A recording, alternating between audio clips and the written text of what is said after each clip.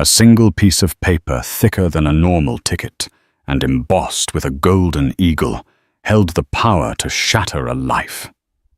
But Dr. Imani Vance didn't know that yet. Standing in the bustling priority boarding line at JFK, all she felt was the quiet thrill of heading to Geneva. She was a respected neurologist, a woman who had built her world on precision and intellect.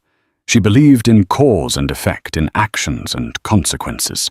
She never imagined that a simple flight, a dismissive glance from a stranger, would trigger a chain of events so devastating and yet so poetic it would redefine her understanding of karma itself. The air in John F. Kennedy International Airport's Terminal 8 was a familiar symphony of chaos and anticipation. The hurried footsteps of late passengers, the distant roar of jet engines, the multilingual announcements echoing from the ceiling. It was the soundtrack of departure. Dr. Imani Vance stood calmly amidst it all, a small oasis of composure. At 28, she carried an air of quiet confidence that had been hard-earned. Dressed in a tailored navy blue blazer, comfortable yet elegant trousers, and practical flats, she looked every bit the professional she was. She was on her way to an international neurology conference in Geneva, where she was scheduled to present her groundbreaking research on degenerative nerve disorders. Her carry-on, a sleek leather satchel, held her laptop and presentation notes. In her hand, she clutched her passport and a unique boarding pass, a stiff cream-colored cardstock folder issued by Global American Airlines. It felt heavy, substantial, a relic from a different era of air travel. The priority boarding call for Flight 112 to Geneva echoed through the lounge. Imani joined the short queue for first-class passengers. The gate agent at the podium was a woman in her late 40s, her blonde hair pulled back into a severe tight bun. Her name tag read Caroline Foster. Her movements were sharp, efficient, but her eyes held a weary, almost resentful flicker as she processed the passengers. She offered a plastic smile to the businessman in front of Imani, his silver hair and expensive watch, seemingly granting him an unspoken pass. Then it was Imani's turn. She stepped forward and placed her passport and the cardstock folder on the scanner. "Good morning," Imani said, with a polite, genuine smile. Caroline didn't return it. Her eyes swept over Imani, a quick, dismissive appraisal from head to toe. It was a look Imani knew well, the silent questioning, the snap judgment that suggested she was in the wrong place. Caroline's gaze then fell to the thick, unusual ticket. She picked it up as if it were a strange artifact. "This isn't a boarding pass," she stated flatly, her tone dripping with condescension. "The app, miss. We use the app for boarding passes, or a printout from the kiosk." "I know," Imani replied, her smile tightening slightly. "That's the permanent pass. You just need to scan the barcode inside." She opened the folder to reveal the pass itself. It was a handsome document with her name photograph and a scannable code. Beneath it in elegant script were the words, "Unlimited, first-class, system-wide lifetime." Caroline's lips thinned into a razor line. She let out a short, incredulous puff of air, and then with theatrical slowness rolled her eyes. It wasn't a subtle motion. It was a deliberate, patronizing gesture, meant to be seen a clear communication of disbelief and annoyance. She was signaling to Imani and to anyone who might be watching that this young black woman was trying to pull a fast one. Miss Caroline said, her voice now laced with a saccharine false patience. "I've been working for this airline for 22 years. I think I know what our boarding passes look like. This is not it. You'll need to step aside and get a valid ticket from the customer service desk."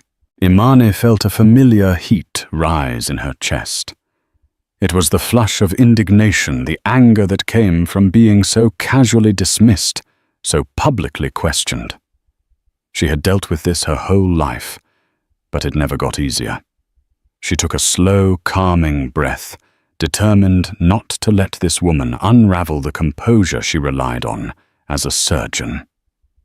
With all due respect, Imani said, her voice steady and clear. "That is my valid ticket. It's a non-revenue, unlimited pass. If you scan it, you'll see it's linked directly to my reservation for seat 2A. The line behind them was growing. People were starting to stare. An older white woman peered around Imani, sighing impatiently. A man in a suit checked his Rolex. The public stage had been set, and Caroline was the director. Right. An unlimited pass. Caroline scoffed, leaning into the microphone on the podium as if to broadcast the absurdity of the claim.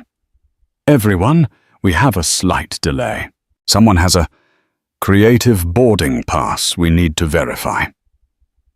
Humiliation, hot and sharp, pricked at Imani's skin. Caroline's words were designed to paint her as a fraud, a silly girl with a fantasy ticket.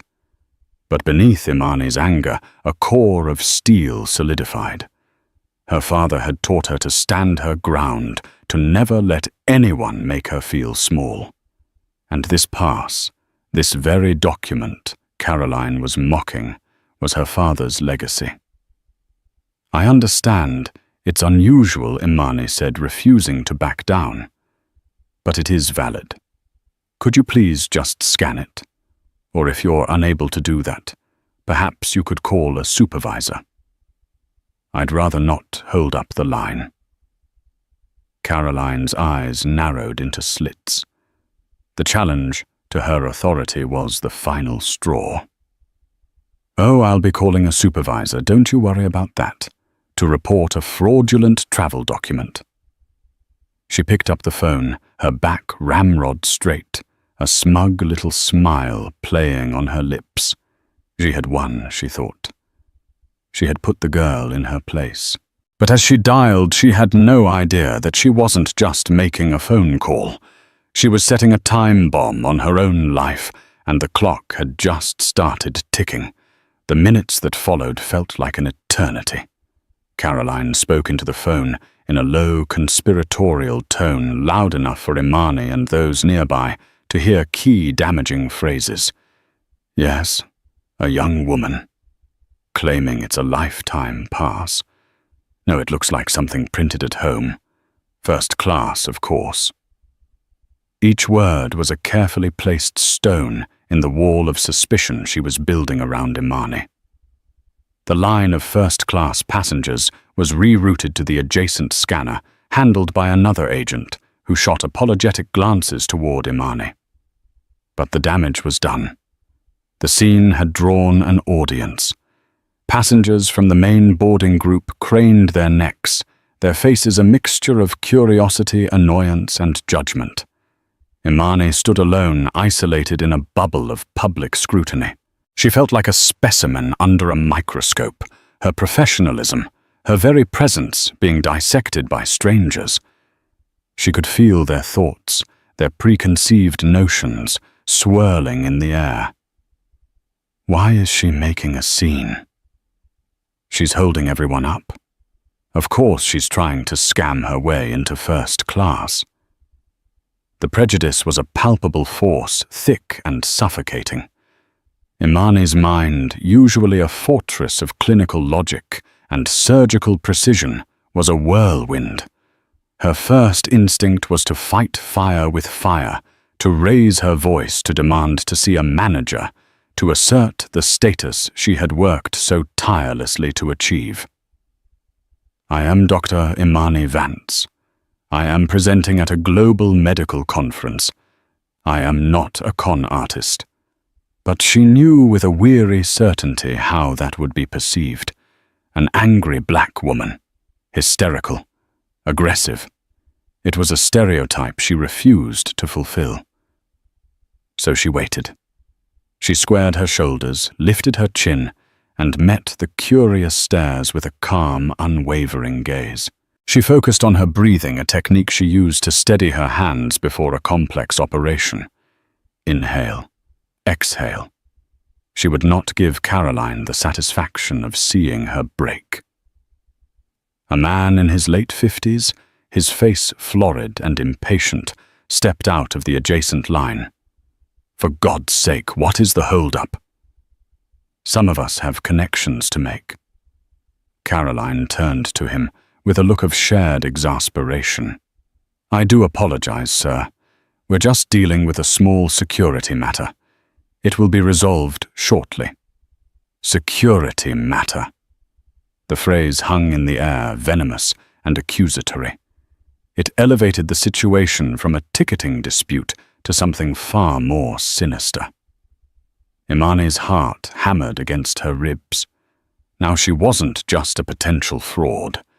She was a potential threat.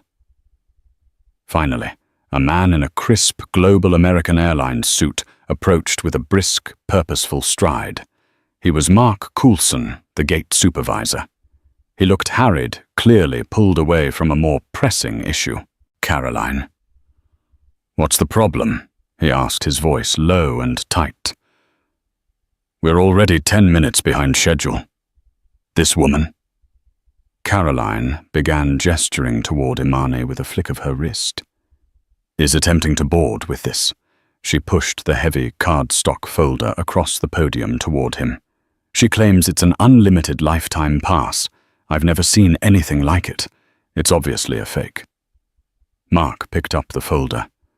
His brow furrowed in annoyance.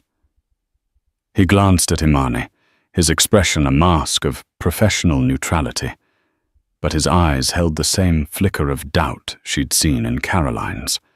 For a moment, Imani's resolve wavered. What if he sided with his employee? What if they escorted her away, turning this humiliation into a full-blown nightmare? Ma'am, I'm going to need to see some identification, he said, his tone formal. Imani calmly handed him her passport. He opened it, looking at her photo, and then back at her face. He then examined the pass, turning it over in his hands. It was clear that he too was unfamiliar with it. It's an old one, Imani supplied, her voice betraying none of the turmoil she felt inside. They haven't been issued in over 15 years, but I assure you it's in the system. Caroline smirked, crossing her arms. See, even she admits they don't make them anymore. It's a relic, probably found it on eBay. The insult was so juvenile, so petty, that it almost made Imani laugh. Instead, it strengthened her resolve. She met Mark's gaze directly. Sir, my name is Dr. Imani Vance. The pass is under that name. My seat is 2A. If you would please just scan the barcode, all of this can be cleared up. Mark hesitated, caught between his belligerent employee and the unruffled, articulate passenger. The optics of the situation were not good, and he knew it. A young black woman being publicly accused of fraud by a white employee was a corporate powder keg. With a sigh of resignation, he decided to follow protocol. All right. Let's just see what the system says. He muttered more to himself than to anyone else. He placed the pass under the handheld scanner. Caroline leaned in, a vulture anticipating a kill. Her face alight with smug certainty. She was ready for the loud, negative beep, the red error message that would vindicate her judgment. The scanner beeped once, a soft, melodic chime of confirmation. On Mark's computer screen, the passenger information for seat 2A instantly populated. But it wasn't just a standard booking. A large, gold-bordered box flashed at the top of the screen, a notification reserved for the highest priority passengers. Caroline craned her neck to see it. Mark stared at the screen, his jaw slackening. The color drained from his face. He looked from the screen to Imani, and back to the screen again. His professional mask had shattered, replaced by an expression of pure, unadulterated shock. "Oh my God," he whispered, his voice barely audible. Caroline, unable to see the details, grew impatient. What is it? Does it say?" "Fraudulent." Mark slowly turned to face her, his eyes wide with a dawning horror. He wasn't looking at a difficult passenger anymore. He was looking at a ghost from the airline's own hallowed history. "No, Caroline," he said, his voice trembling slightly. "It's real. It's the Captain Robert Vance Memorial Pass." The name hung in the air, heavy and significant. Captain Robert Vance. For Caroline, the name meant nothing. It was just a jumble of words on a screen that had proven her wrong. Her face contorted in a brief flash of anger and confusion. How could this be? But for Mark Coulson, and for anyone with more than a decade of service at Global American Airlines, the name was legendary. It was whispered in training rooms, mentioned in company newsletters, and immortalized on a small, discreet plaque in the main pilot's lounge at the JFK hub. Captain Robert Vance wasn't just a pilot. He was a hero. Mark looked at Imani, his eyes filled with a new, profound understanding. He saw the resemblance now, the same steady eyes, the same quieter strength that stared out from the famed photograph on the wall. He felt a wave of nausea. He hadn't just inconvenienced a first-class passenger. He had disrespected the daughter of an icon. The Memorial Pass. Caroline stammered, the smugness finally dissolving into a puddle of uncertainty. "What is that?" Mark ignored her, his full attention on Imani. You're Captain Vance's daughter?" he asked, his voice filled with awe and mortification. "I am Imani," said simply the two words, landing with the weight of an entire legacy. A hush fell over the immediate area as the significance of the moment began to ripple outward. The story of Captain Vance was company folklore. 15 years ago, on a transatlantic flight from London to New York, his Boeing 777 had suffered a catastrophic engine failure over the icy North Atlantic. A fire had broken out, and the cabin had filled with smoke. Panic had ensued. But through it all, Captain Vance had remained a pillar of calm. With his co-pilot incapacitated, he had manually flown the crippled aircraft for over an hour, battling fierce crosswinds, all while calmly reassuring the 312 souls on board. He had successfully landed the plane at a remote airbase in Greenland with no power and only one functioning engine. Every single passenger and crew member survived. Robert Vance, however, had not. After ensuring everyone was safely evacuated, he had collapsed on the tarmac from smoke inhalation and severe stress-induced cardiac arrest. He had given his last breath to save his passengers. The airline, in a gesture of eternal gratitude, had done two things. First, they established a major aviation scholarship in his name. Second, they issued a single unique lifetime pass to his only child, his then 13-year-old daughter Imani. It was the Captain Robert Vance Memorial Pass, a document that granted her unlimited first-class travel anywhere the airline flew for the rest of her life. It was more than a ticket. It was a symbol of a debt that could never truly be repaid. It was locked into the airline's highest clearance level, flagged with an instruction that the holder was to be treated with the utmost respect and care. All of this context flooded Mark Coulson's mind in a matter of seconds. He looked at the pass in his hand, then at Caroline, whose face was now a pale mask of confusion and dawning dread. She had not only broken protocol, she had desecrated a sacred part of the company's history. Caroline Mark said, his voice dangerously low, "You need to board this passenger, immediately." He handed the pass back to Imani, his hand shaking slightly. "Dr. Vance," he said, his voice thick with apology. "I am so sorry. Please accept my deepest apologies for this unacceptable treatment. Your father he was the best of us." Imani simply nodded, accepting the pass. There was no triumph in her eyes, only a deep, bone-weary sadness. This pass was a constant reminder of what she had lost. Every time she used it, she felt the pride of her father's heroism mingle with the fresh pain of his absence. To have that legacy, that sacred memory, dragged through the mud and treated like a cheap scam, was a wound deeper than Caroline could ever understand. Caroline, now white as a sheet, fumbled with the scanner. Her hands were clumsy, her earlier efficiency gone. She avoided eye contact with Imani, staring blankly at her screen as she processed the boarding. The system chimed its approval again.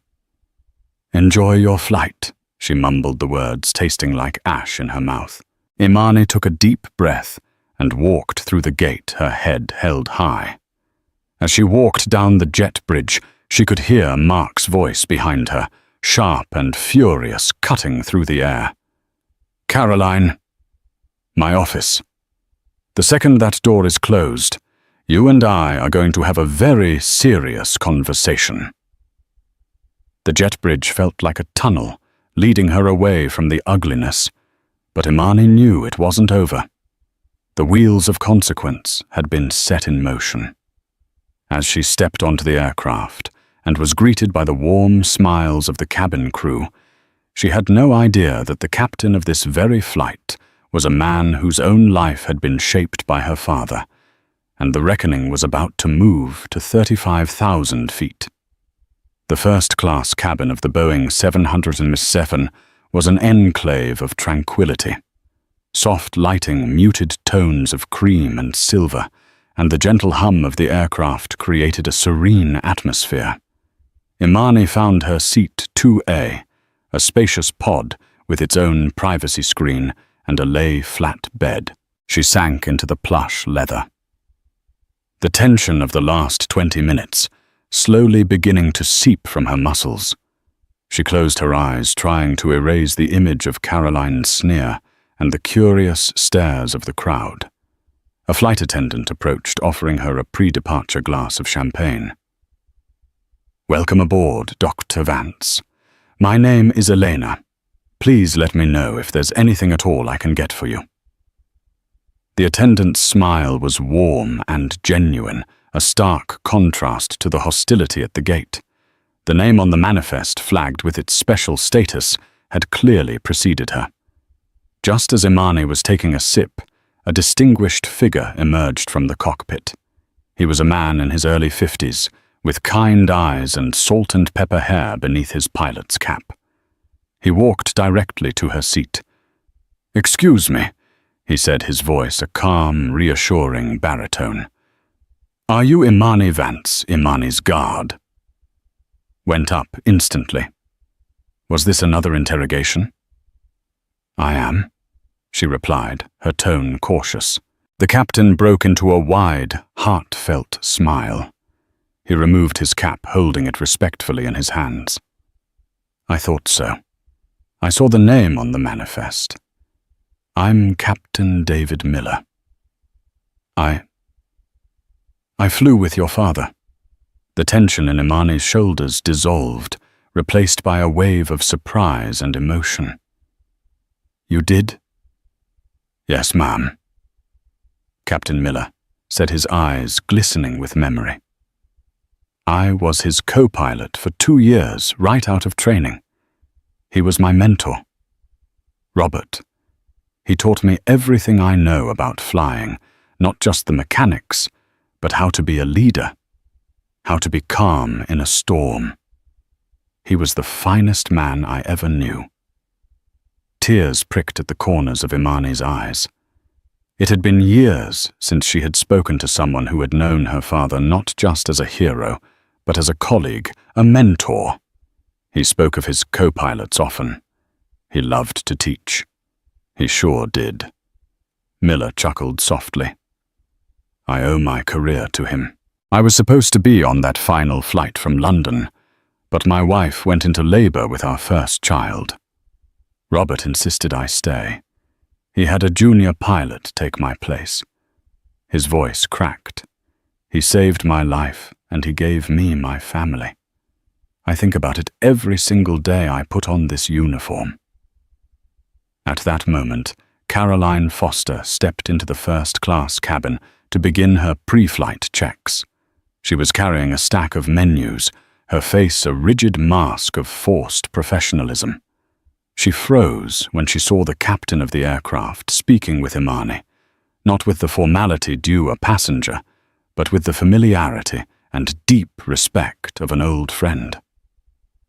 Captain Miller noticed her arrival. His warm expression hardened ever so slightly. He turned his body, subtly positioning himself between Caroline and Imani, a protective stance. Dr. Vance, he said, his voice loud enough for Caroline to hear clearly. I was just informed about the disgraceful incident at the gate. On behalf of the entire crew, and as someone who personally revered your father, I want to offer you my most profound apology. It never should have happened. The way you were treated is a stain on the honor of this airline and on the memory of Captain Vance. Every word was a hammer blow to Caroline. The other first-class passengers who had been settling in now looked up, their interest piqued. They had seen the commotion at the gate. Now they were hearing the verdict from the highest authority on the plane. Caroline stood motionless, her knuckles white as she gripped the menus. She wanted the floor to swallow her whole. The pilot she had to answer to for the next 8 hours was personally indebted to the father of the woman she had just humiliated. Miller then turned his gaze directly to Caroline. His voice dropped, becoming quiet, controlled, and utterly chilling. Miss Foster. A word, please. He led her a few feet away into the galley.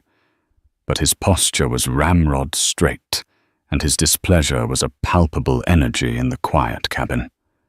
Imani couldn't hear their words, but she could see the exchange. Miller's expression was one of cold fury. Caroline's was one of crumbling defense, her face ashen as she nodded meekly, unable to meet his eyes. After a minute that felt like an hour, Miller returned to Imani's seat. Caroline scurried to the back of the cabin, her duties forgotten. Again, Dr. Vance. I am truly sorry, Miller said. Please rest assured this will be addressed at the highest levels. Your father's legacy demands it. For the duration of this flight, you are our guest of honor. If you need anything at all, you press this call button and I will come back here myself. He gave her a respectful nod, put his cap back on, and returned to the cockpit. The cabin door hissed shut. For the entire 8-hour flight to Geneva, Caroline Foster was a ghost. She performed her duties in the economy cabin, only never once setting foot in the front of the plane. Elena and the other first-class attendants treated Imani like royalty, their service imbued with a reverence that went beyond simple customer care. As the plane descended toward the Swiss Alps, Imani looked out the window at the snow-capped peaks. She had boarded the flight feeling small and angry, but now she felt a profound sense of connection to her father. His integrity, his character had echoed through time and space to protect her. The karma wasn't just about punishing Caroline. It was about the good her father had put into the world, coming back to shield his daughter.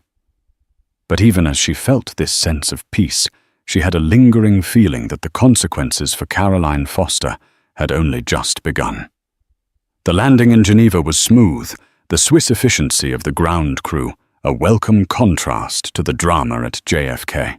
As Imani deplaned, a woman in a sharp Global American Airlines corporate uniform was waiting for her at the end of the jet bridge, holding a sign with her name.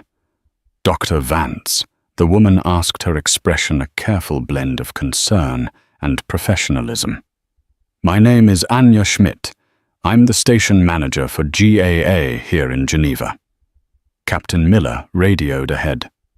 "We were made aware of the incident in New York." Imani braced herself for another round of corporate apologies. "It's all right. The flight was very pleasant." "That's good to hear." "But it's not all right," Anja insisted. "What happened was unacceptable. We've arranged a private car to take you to your hotel, and our corporate office in Dallas has been trying to reach you. The Vice President of In-Flight Services, Mr. Harrison, would like to speak with you personally whenever you have a moment. He has left his private cell number for you." She handed Imani a business card. This was moving far faster and to a much higher level than Imani had anticipated. She thanked Anya, accepted the offer of the car, and was soon whisked away toward the city, leaving the airport behind. But the story hadn't been left behind. In the age of social media, nothing ever is. Unbeknownst to Imani or the airline, a passenger in the priority boarding line had witnessed the entire exchange at the gate. He was a tech blogger named Kevin Wu, a man with over 200,000 followers on Twitter who specialized in travel hacks and airline industry news. He hadn't just seen it, he had discreetly recorded most of it on his phone, from Caroline's theatrical eye roll to her loud accusatory call to the supervisor. While waiting to board, he had done a quick search for Captain Robert Vance and Global American Airlines. The search results provided all the context he needed. He saw the news articles from 15 years ago, the press releases praising the fallen hero, the web page for the Memorial Scholarship. By the time Flight 112 was over, the Atlantic, Kevin had crafted a detailed thread on Twitter. He started, "Currently on at Global American Flight 112, and I just witnessed the most appalling customer service I've ever seen."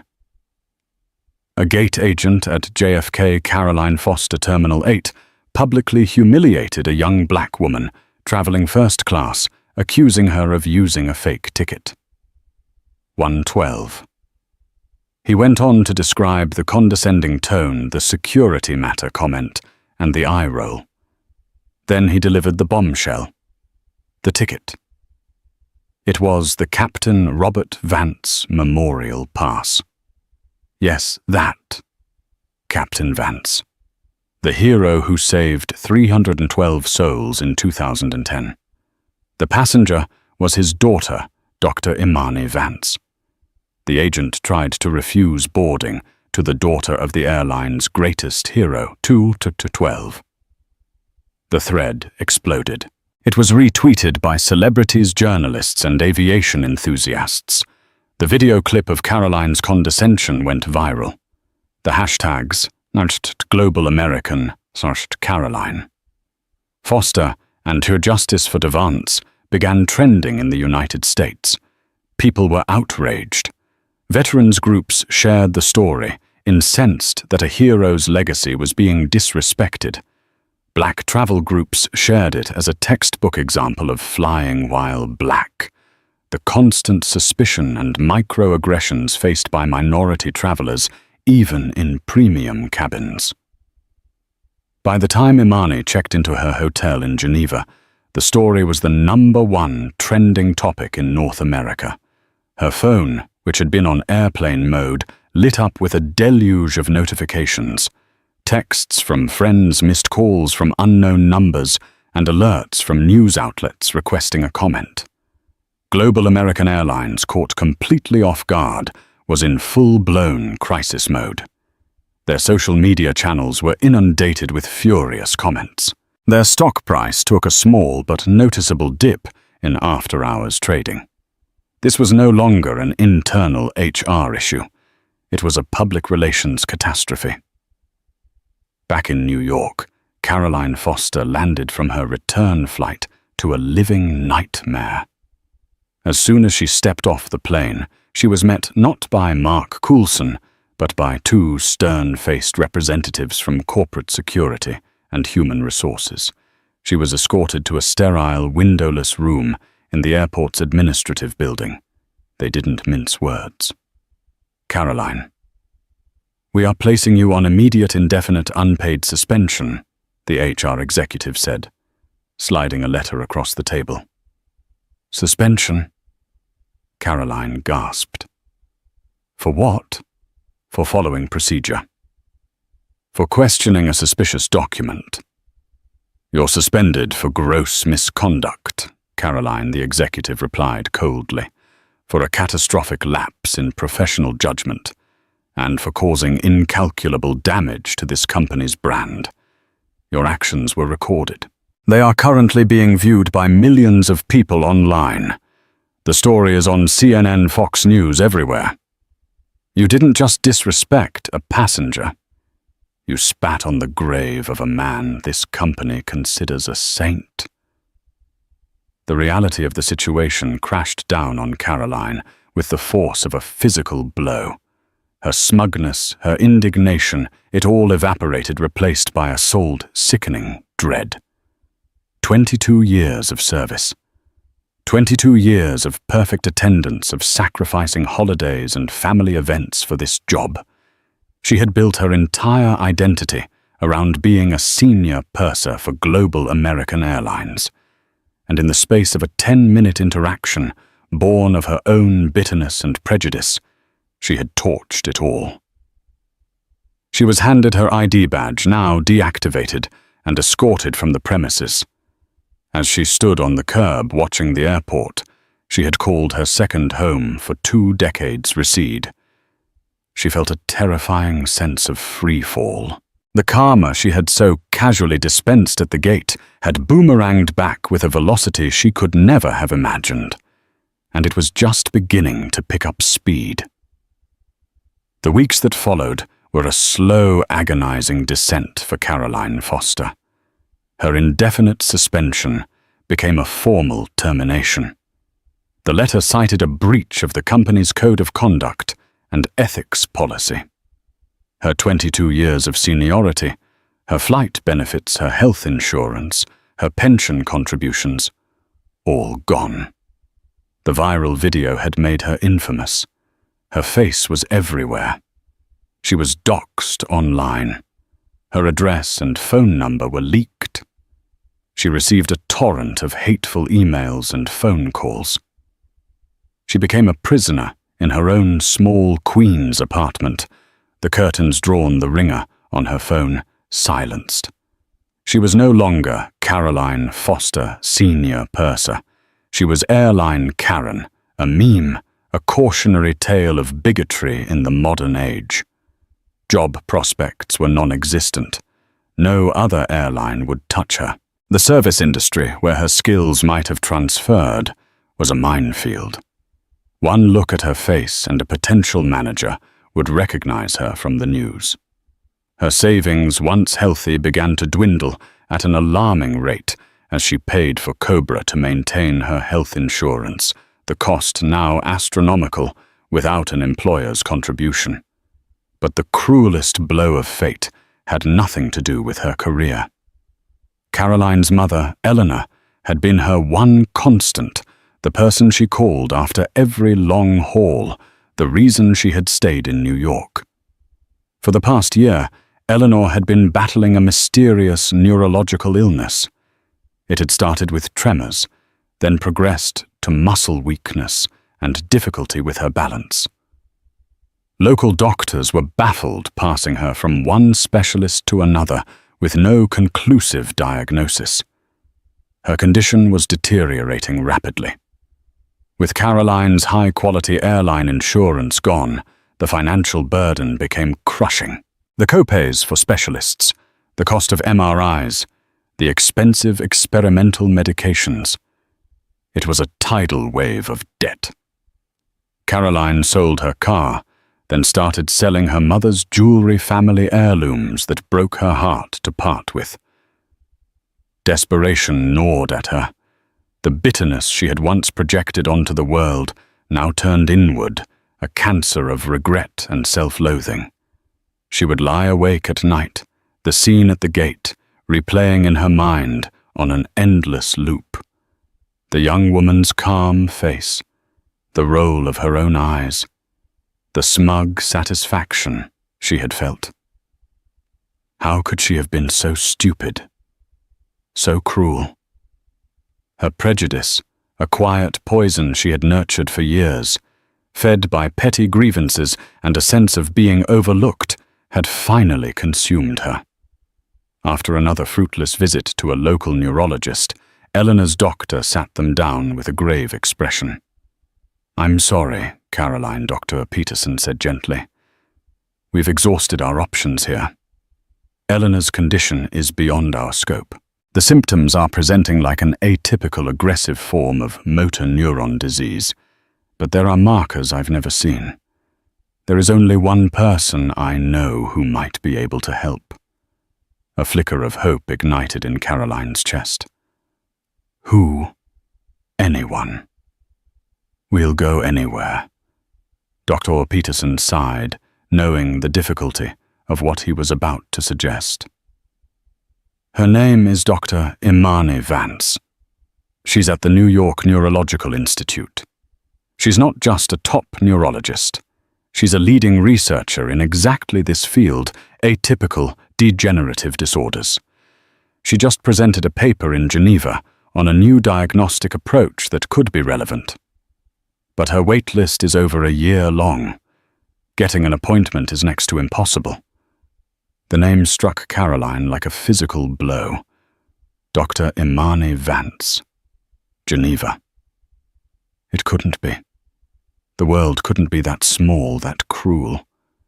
She felt the air leave her lungs. It was the same woman. The woman from the airport. The woman whose life she had momentarily turned into a public spectacle. "Is there anyone else?" Caroline whispered, her voice hoarse. "In this specific niche field?" With her level of expertise. "No," Dr. Peterson said, shaking his head. "She is quite simply the best. She is your mother's only real shot." The irony was so thick, so suffocating, it was biblical. The woman she had judged as unworthy of a first-class seat now held the key to her mother's life. Karma hadn't just knocked on her door. It had kicked the door down, set up residence in her living room, and was now staring at her with cold, unblinking eyes. For days, Caroline was paralyzed by the choice. Her pride, what little she had left, screamed at her not to do it. The shame was too great. How could she possibly face Dr. Vance? How could she sit in a room with her and beg for her help after what she had done? But then she would look at her mother. She would see the fear in Eleanor's eyes as her hands trembled too much to hold a glass of water. She would hear the faint slur in her speech, a new and terrifying symptom. And in those moments, Caroline knew that pride was a luxury she could no longer afford. Her mother's life was worth any humiliation, any groveling she would have to endure. With trembling hands, she picked up the phone. She didn't call the appointment line. She knew that was a dead end. Instead, she called Dr. Peterson back and begged him to make a personal appeal to send Eleanor's files directly to Dr. Vance's office with a cover letter explaining the urgency. 2 agonizing weeks passed. Caroline's hope dwindled with each passing day. Then one Tuesday morning, an email appeared in her inbox. The sender was the office of Dr. Imani Vance. The subject line read, "Regarding Eleanor Foster." Her heart pounding, She opened it. The message was brief and professional. It stated that Dr. Vance had reviewed the case file, noted the unusual progression of the disease, and agreed to see Eleanor.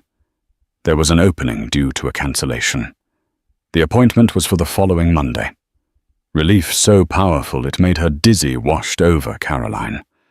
But it was followed by a cold wave of terror. The appointment was in 6 days.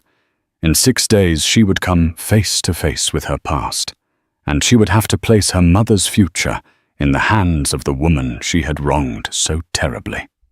The New York Neurological Institute was a cathedral of modern medicine, all glass, steel, and muted calming colors. But for Caroline Foster, it felt like a courthouse where she was both the accused and the plaintiff. The waiting room was a silent symphony of quiet anxieties.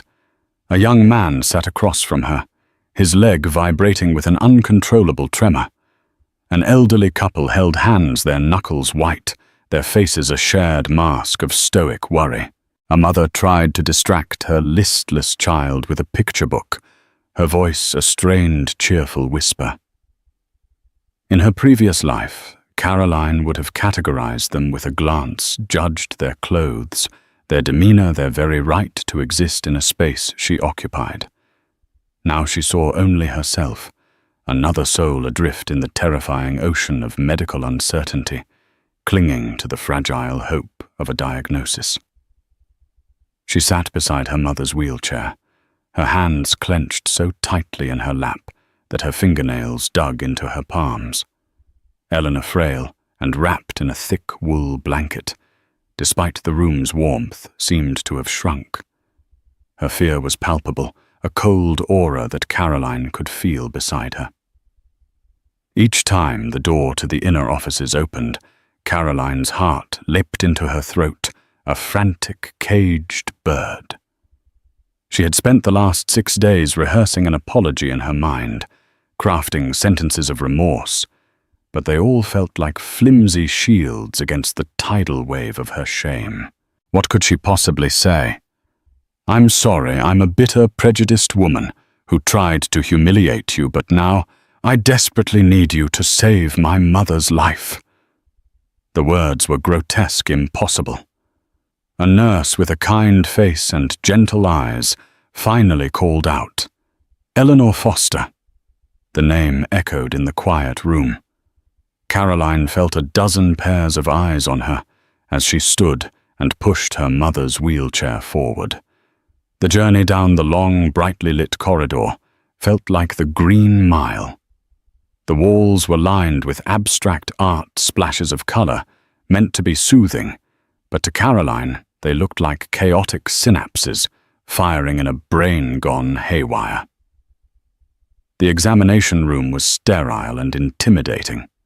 The nurse, whose name tag read Maria, took Eleanor's vitals with a practiced, compassionate touch that felt like a rebuke to Caroline's own years of curt, efficient customer service.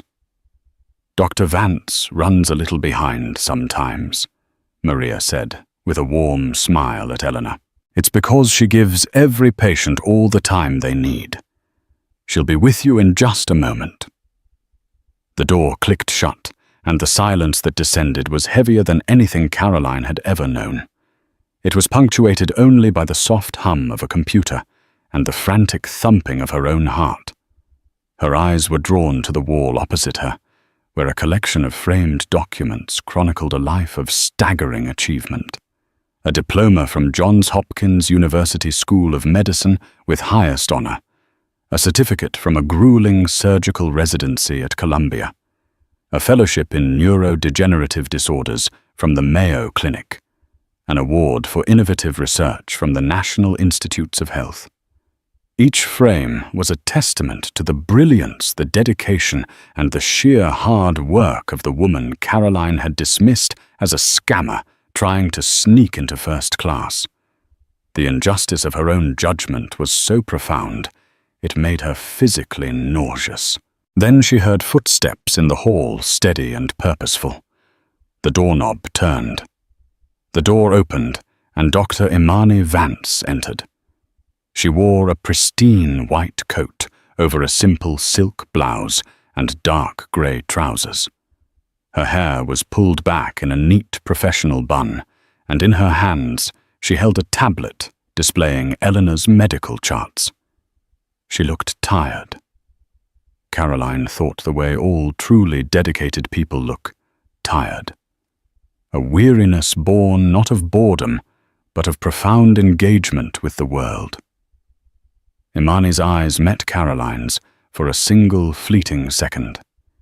In that fractional moment, Caroline braced for the impact, a flash of anger, a flicker of contempt, a sign of recognition that would signal the coming storm.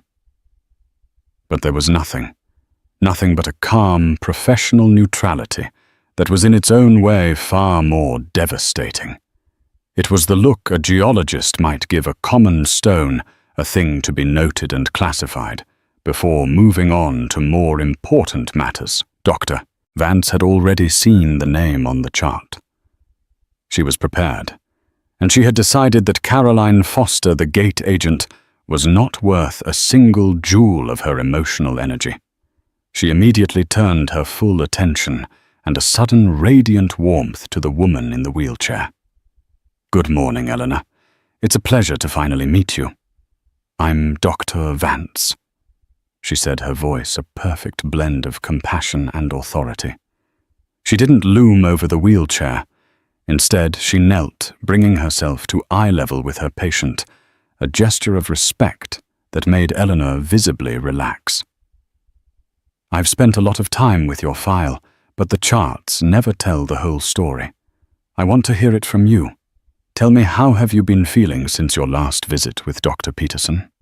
For the next 45 minutes, Caroline ceased to exist. She was a ghost in the room, a silent witness to a masterclass in medical care. Imani guided Eleanor through the most thorough neurological examination she had ever received. She tested reflexes with a small hammer, her movements precise and gentle. She asked Eleanor to track her finger, to push against her hands, to walk a few steps with assistance, observing every subtle hesitation and imbalance. But it was the listening that struck Caroline the most. Imani listened with an intensity that was absolute. She never interrupted. She would nod, her brow furrowed in concentration, and ask clarifying questions that were astonishingly insightful. "Eleanor, when you say your hands feel fuzzy, is it more like pins and needles, or like you're wearing a glove that's too thick? You mentioned the weakness is worse in the evening. Is that after physical activity, or does it happen even if you've been resting all day?" She treated Eleanor's subjective experience as a vital piece of the diagnostic puzzle. She treated her not as a disease, but as a person who was suffering. Caroline watched her heart, a cold, heavy stone in her chest. She remembered the countless passengers she had dealt with over 22 years, the ones with fears of flying, the ones who were ill, the ones who were grieving on their way to a funeral. How many had she dismissed with a curt phrase or a roll of her eyes? How much pain had she ignored because she was too wrapped up in her own petty grievances? Dr. Vance's compassion was not a performance. It was the very essence of who she was. And that inherent goodness made Caroline's own past actions seem monstrous in comparison. Finally, Imani completed the physical exam. She sat on a rolling stool, reviewed the notes on her tablet, and pulled up a complex-looking diagram of a cell. The silence stretched thick with anticipation. Well, Imani began her tone, shifting from inquisitive to declarative. "Dr. Peterson was right to be concerned, and he was right to send you here. Your symptoms are quite confounding and don't fit neatly into the classic presentation of ALS or Parkinson's." She paused, letting that sink in before continuing. "However, they are not random. They form a clear pattern that aligns with a very rare, recently identified condition called VEXAS syndrome. It's an inflammatory disease rooted in a somatic genetic mutation." She turned the tablet so Eleanor and Caroline could see. We used to think this primarily affected older men, but the latest research, some of it from our work here, shows that its presentation in women can be radically different, often masquerading as a primary neurological disorder. The inflammation it causes is what's attacking your nervous system and bone marrow. She looked directly at Eleanor, her expression serious but kind. The bad news is that it is a serious and progressive condition. Left untreated, it will continue to worsen. Eleanor's hand, trembling, found Caroline's, but Imani held up her own hand gently. "But there is very good news," she said, and her voice was a lifeline. "Because we know what it is, we know how to fight it. We have a new treatment protocol for this, a targeted therapy that can suppress the specific inflammatory pathway this mutation causes. It is not a cure, but we have had tremendous success. We can halt the progression. And in a significant number of patients, we have seen a remarkable reversal of nerve damage and a restoration of function. It will be a long road, Eleanor, but there is every reason to be optimistic." Hope, pure and dazzling, detonated in the small room. Eleanor let out a sob, a sound of such profound relief that it cracked Caroline's heart open. Tears streamed down Caroline's own face, hot and silent. They were tears of gratitude for this reprieve, for this chance, but also tears of deep, corrosive shame. Imani stood ready to call in the nurse and set the wheels of treatment in motion. For her, the puzzle was solved. The path forward was clear. Her work was done. But for Caroline, the reckoning had just begun. Dr. Vance. The name was a strangled whisper torn from her throat. Imani paused at the door, her back to them. She turned slowly, her face a mask of professional patience. I have to.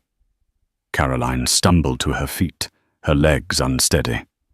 The words she had rehearsed were gone, incinerated by the raw emotion of the moment. Thank you is not. It's not enough. What I did. At the airport. There is no excuse. It was cruel. It was ugly. It came from a place inside of me that is just wrong. I judged you, and I was so wrong. I am sorry. I am so deeply, truly sorry.